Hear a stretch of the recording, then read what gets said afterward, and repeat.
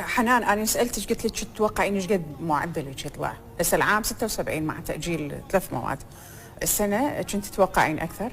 اي طبعا. يعني من اجت النتيجه احكي لي رده فعلك. يعني انا اول شيء ما عندي الكود اللي انطوهم نشروه. زين. فقلت وطلعوها هم بعدين نشروها عامه سووها. نعم. اي فمن نشروها قلت يجوز خطا لان انا ما مستلمته، فرحت ثاني يوم المدرسه استلمته. اي. رجعت كتب حاسبه هم طلع نفس الشيء. كل اصفاره. كل اصفاره. انصدام صار عندنا ست يعني حاله يعني بالبيت كله مو بس يعني عندها هي. اي. اثرت علينا كنا يعني بالبيت، احنا نخاف عليها يعني على حالتها ووضعيتها الصحيه اولى من دراستها.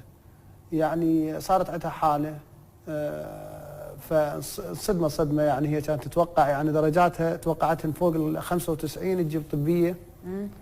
ولا ننصدم احنا هي كلها صفر، وحتى الماده المؤجله يعني لقيتها وعدنا هسه